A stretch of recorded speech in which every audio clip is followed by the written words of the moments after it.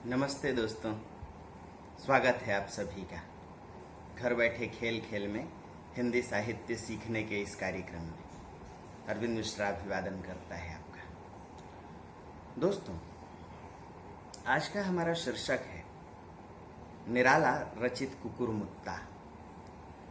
जैसा कि हम सभी जानते हैं कि रचनाकार निराला का संबंध छायावादी धारा से रहा है, परंतु उन्होंने जो कुकुरमुत्ता लिखी वह अपने आप में आलोचना जगत में विवादास्पद रचना है।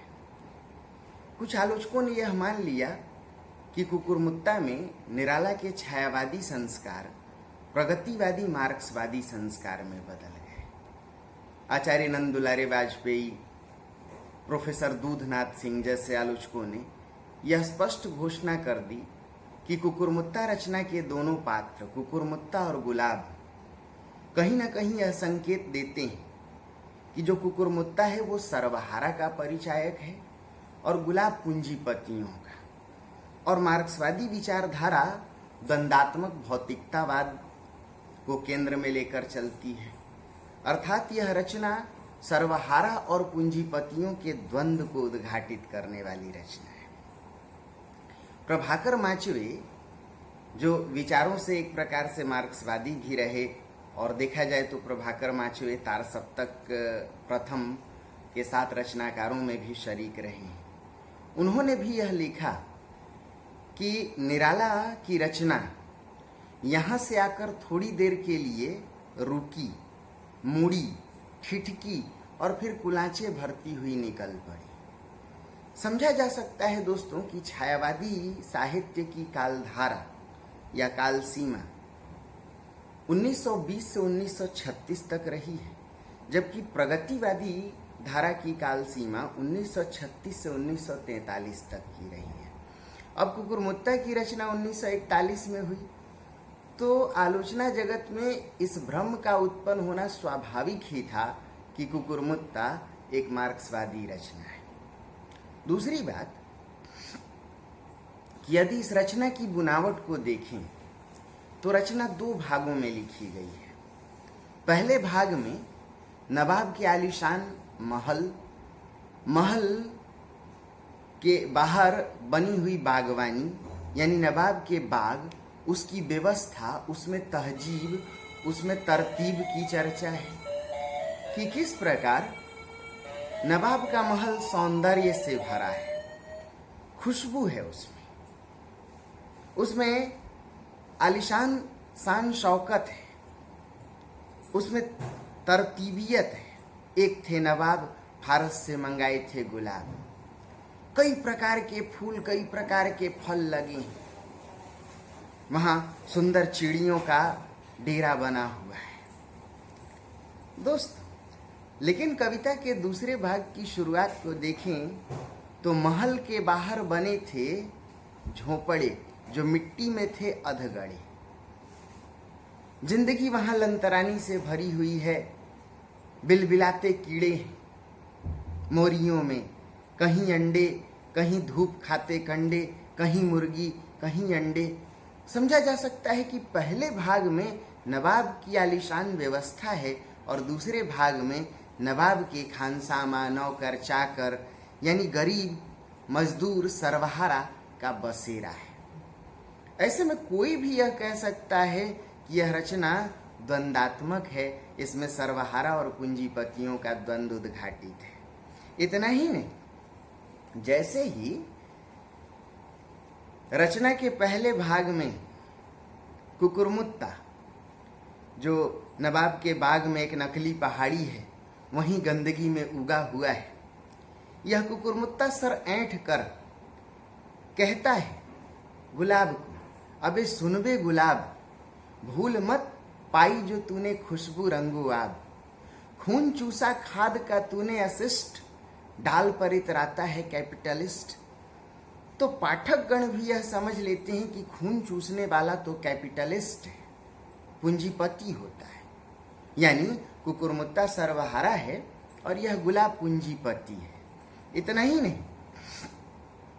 यह कुकुरमुत्ता गुलाब को यह भी कहता है, रोज पड़ता रहा पानी, तू हरामी खानदान। दोस्त,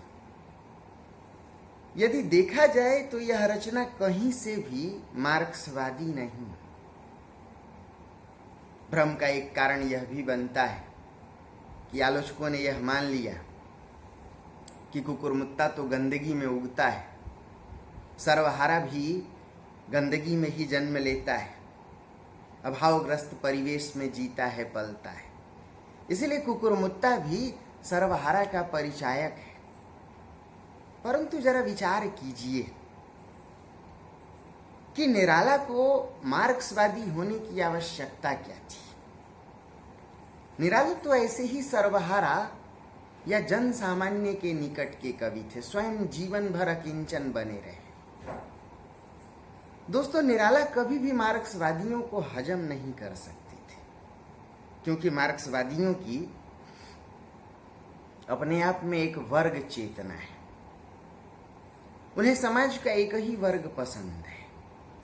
समाज में वर्ग विद्रोह को उत्पन्न करके, समाज में वर्ग संघर्ष को उत्पन्न करके ही मार्क्सवाद, आज का मार्क्सवाद, अपनी रोटियों को सेंकता आया है। हालांकि देखा जाए तो मार्क्स के विचार बड़े मानवतावादी थे। मार्क्स तो शोषित पीड़ित मानवता की सेवा करना चाह रहे थे।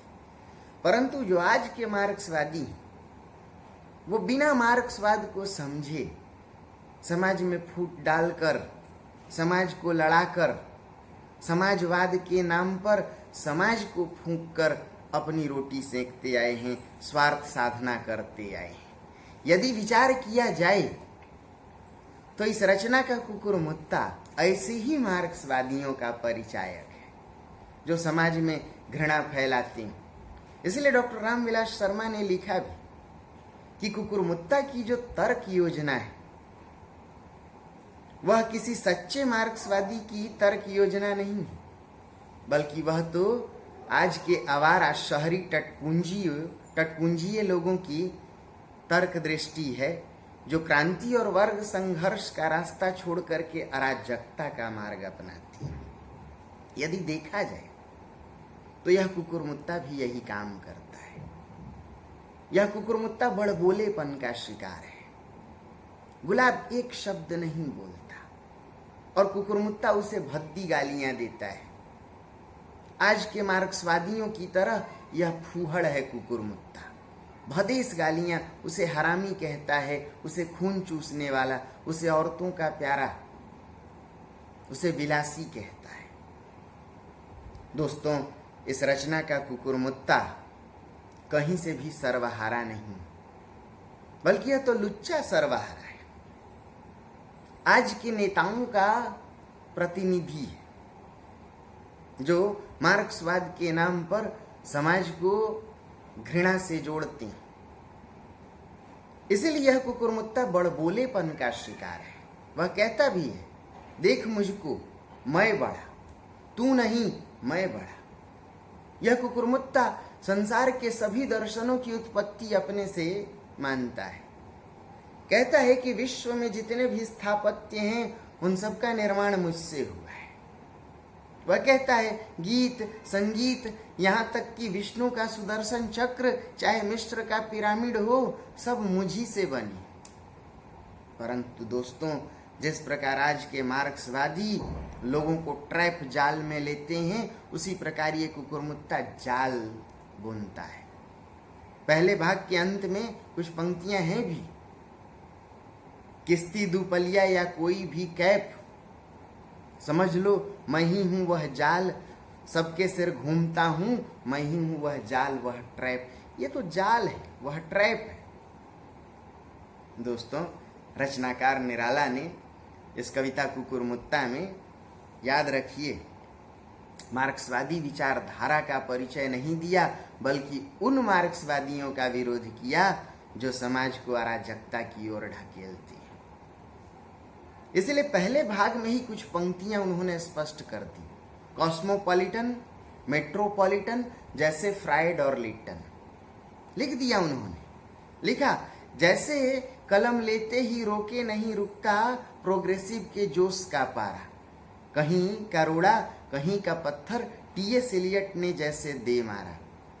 आप देखेंगे ध्यान से तो फ्रायडवादी विचारधारा, इलियटवादी विचारधारा और मार्क्सवादी विचारधारा का रचनाकार निराला ने विरोध किया है। उन्होंने यह स्पष्ट किया कि भारतीय समाज में ये विचारधाराएं काम नहीं आ सकती। क्यों? भारतीय समाज की अपनी प्रकृति है। विदेशी चश्मे से, विदेशी विचारधाराओं की दार्शनिक चेतना से भारतीय समाज को आप समझ नहीं सकते। इसलिए रचनाकार कविता के दूसरे भाग में कुकुरमुत्ता का कलिया कबाब बनवा देते हैं। उन्होंने स्पष्ट कर दिया कि ऐसी विचारधाराओं को खा पी करके समाप्त कर देना चाहिए। यदि यह रचना मार्क्सवादी होती तो दोस्तों, मार्क्सवादी विचारधारा में सर्वहारा कभी भी पूंजीपतियों का दोस्त नहीं हो सकता। लेकिन रचनाकार निराला समन्वयवादी थे, वेदांतवादी थे। वेदांत दर्शन समाज में भेद नहीं करता। वेदांत का ही सहारा लेकर कबीर कहते हैं, एक बूंद ते विश्व रच्यो है, को बाभन को शूद्रा, हिंदू तुरक का करता एक है। तो निराला पर भी वेदांत का प्रभाव, यह वेदांत अमीर गरीब ऊंच निम्न सब में समन्वय को स्थापित करने वाला दर्शन है। इसलिए निराला की इस कविता में अमीर गरीब की मैत्री है। यह रचना कहीं से भी मार्क्सवादी नहीं। नवाब की बेटी बहार और माली की बेटी गोली, दोनों की दोस्ती इस बात का प्रमाण है कि रचना मार्क्सवादी नहीं। यह रचना तो मानवतावादी है। यह रचना तो समन्वयवादी है। मैं समझ सकता हूं कि अब आप धीरे धीरे बातों को पकड़ने लगे। दोस्त याद रखिए, इस रचना में गुलाब कहीं से पूंजीपतियों का प्रतिनिधि नहीं। क्यों? अगर वह पूंजीपतियों का प्रतिनिधि होता तो कुकुरमुत्ता को भी आड़े हाथ लेता, उसे उखाड़ फेंकता, परंतु गुलाब एक शब्द उसे नहीं बोलता। वह तो शालीनता का परिचायक है। वह तो भारतीय पारंपरिक संस्कृति का परिचायक है। वह तो हमारी सांस्कृतिक चेतना और विरासत का परिचायक है। वह शालीन है, इसलिए सौंदर्य से भरा है। याद रखिए, हाथी सिर्फ विशाल हो जाने से पूंजीपति नहीं हो जाता, और कुत्ते अगर छोटे हैं तो मार्क्सवादी नहीं हो जाते। हाथी चुपचाप बाजार चला जाता है। सुना होगा आपने, हाथी चले बाजार, कुत्ते भौंके हजार। ये कुकुरमुत्ता भौंकने वाला है। वह गुलाब की शालीनता को, उसकी खूबसूरती को पचा नहीं पाता। आज के मार्क्सवादियों ने जो भी खूबसूरत है, पारंपरिक है, सनातन परंपरा से जुड़ा हुआ है, उसे बेमतलब पूंजीवादी घोषित कर दिया है और जनता को गुमराह करने का काम किया है। यही काम इस कविता का कुकुरमुत्ता करता है। रचनाकार ने संकेत दिया कि गुलाब तो उस सांस्कृतिक विरासत का परिचायक है जो सबकी आवश्यकता है। रामवृक्ष बेनीपुरी ने निबंध लिखा, गेहूं और गुलाब। याद रखिए, गेहूं हमारी भौतिक आवश्यकता है, परंतु गुलाब सांस्कृतिक आवश्यकता है। सिर्फ गेहूं से पेट भर के हम अपना विकास नहीं ढूंढ पाएंगे। इसलिए हमारी दोनों ही आवश्यकताएं, गेहूं भी गुलाब भी। पेट भरने के बाद व्यक्ति मनोभावों का, अपनी मनोवैज्ञानिकता का, अपनी सांस्कृतिक विचारधारा का विकास चाहता है। इसलिए गुलाब तो सांस्कृतिक विचारधारा है। सिर्फ व्यक्ति गेहूं से काम नहीं चला सकता। दोस्तों, यदि यह रचना मार्क्सवादी होती और गुलाब पूंजीपतियों का प्रतिनिधि होता तो रचना के दूसरे भाग के अंत में नवाब माली को यह आदेश कभी नहीं देता कि जाओ जहां जहां उगे हैं गुलाब, अब हम भी सबके साथ चाहते हैं कि वहां कुकुरमुत्ता उगे। क्या एक पूंजीपति पूंजीपतियों को उखाड़ करके वहां सर्वहारा को बसाएगा? परंतु नवाब यह सलाह देता है, यह आदेश देता है माली को कि गुलाब उखाड़ो और कुकुरमुत्ता उगाओ। जरा समझिए दोस्तों, अगर यह रचना मार्क्सवादी होती तो कभी भी माली की गरीब की बेटी गोली डिक्टेटर की तरह नहीं चलती और नवाब की बेटी बाहर फॉलोवर की तरह नहीं चलती। रचनाकार निराला ने इस रचना में आज के मार्क्सवादी कवियों को दुम हिलाता आधुनिक कवि जैसे टेरियट की उपमा दी। मानो जैसे कुत्ते दुम हिलाते कहीं भी पीछे चल पड़े, उसी प्रकार आज के मार्क्सवादी जो स्वयं तो ऊंचे ऊंचे महलों में रहते, जिन्होंने कभी खेती बाड़ी को देखा नहीं, किसानों की दारुण कथा को जाना नहीं, गरीबों के बीच आना जाना नहीं हुआ, लेकिन बिना सोचे समझे मार्क्सवादी जुगाली कर रहे हैं। अपने महलों में बैठे, एसी में बैठे, आलिशान भवन में बैठे, सोने के पलंग पे लेटे ये गरीबों की, किसानों की, मजदूरों की कथा लिख रहे हैं। तो क्या लिखेंगे? इनकी रचना अनुभूति रहित शुष्क अभिव्यक्ति होगी, मानो मार्क्सवादी प्रचार का एक माध्यम होगी। इसलिए रचनाकार निराला ने कुकुरमुत्ता के माध्यम से आज के प्रगतिवादी मार्क्सवादी कवियों पर व्यंग किया है, उन पर प्रहार किया है कि मानो ये वो आधुनिक कवि हैं जो किसी विचारधारा के पीछे दुम हिलाते लग लें और कुछ भी लिख लें, और पढ़ने वालों ने जिगर पर रखकर हाथ कहाँ लिख दिया जहां सारा। और आज का पाठक वर्ग भी कैसा गुमराह है कि कोई कुछ भी लिखे और लोग वाह वाह करके शाबाशी दे रहे हैं।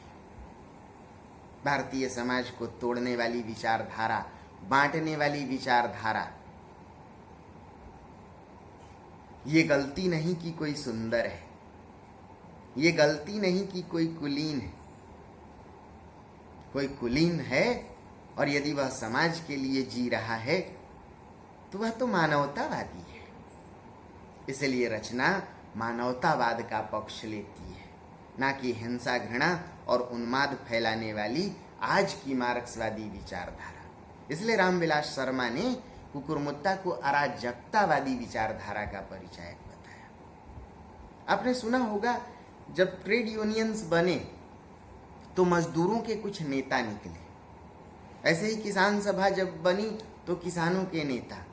ये वास्तव में मजदूरों और किसानों के बीच ही निकलकर उन्हीं का खून पीते थे, मालिकों को लाभ पहुंचाने वाले। देखा जाए तो ये छद्म सर्वहारा है, लुम्पेन प्रोलेटेरिएट, लुच्चा सर्वहारा, ये पेक्टी बुर्जुआ की विचारधारा से जुड़े लोग हैं, जो अपने आप को कहते तो हैं कि हम गरीबों के लाल हैं, हम तुम्हारे अपने भाई बंधु हैं, पर उन्हीं का नेस्तानाबूद करते हैं, उन्हीं की जिंदगी को उजाड़ते हैं। ये कुकुरमुत्ता वास्तव में आज के आवारा टटपुंजिए तथाकथित मार्क्सवादी नेताओं का प्रतिनिधि है। दोस्तों, पंत जी जो छायावादी रहे, उन्होंने भी लिखा था ऐसे मार्क्सवाद पर कि धन्य मार्क्स, तुम चीर तमाछन्न पृथ्वी के उदय शिखर पर, तुम त्रिनेत्र के ज्ञान चक्षु बन प्रकट भय प्रलयंकर।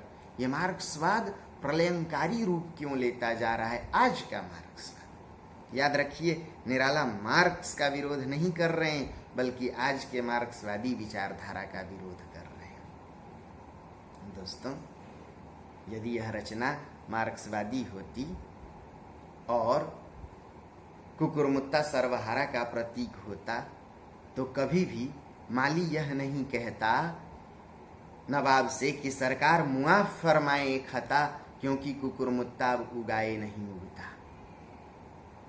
आज के मार्क्सवादी टटपुंजी आवारा मार्क्सवादी तो जहां तहां कुकुरमुत्ते की तरह उग रहे हैं, समझिए।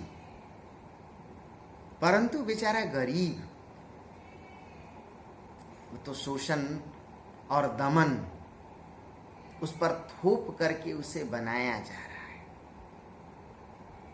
बात समझने लायक है कि रचनाकार निराला ने कुकुरमुत्ता के माध्यम से आज के मार्क्सवादियों ही नहीं बल्कि फ्रायडवादियों पर भी जमकर प्रहार किया कि भारतीय समाज में फ्रायड की इच्छा भी नहीं चल सकती। इसलिए उन्होंने लिखा कॉस्मोपॉलिटन, मेट्रोपॉलिटन जैसे फ्रायड और लिट्टन। लिखा फैलेसी और फलसफा, जरूरत हो और हो रफा। ऐसी विचारधाराओं का क्या, भारतीय समाज की अपनी एक पहचान रही है, उसे हम किसी विचारधारा में बांट कर नहीं देख सकते। पीड़ा यह है कि हमारे नेतागण जनता को जाति, संप्रदाय और मार्क्सवाद की लाठी पकड़ाकर, ऐसे चश्मे पहनाकर आपस में ही लड़ाने का काम कर रहे हैं। तो सारतः यह कहा जा सकता है कि रचनाकार निराला ने तो माली और नवाब की बेटी की मैत्री दर्शाई। रचनाकार निराला ने तो गुलाब को शालीन दिखाया। यदि गुलाब पूंजीपति होता तो वह कुकुरमुत्ता की गालियों को बर्दाश्त नहीं करता। कुकुरमुत्ता उसे ये मोटी मोटी गालियां बकता है। अर्थात रचना में द्वंद्व नहीं है, सामंजस्य है, मानवतावादी समन्वय।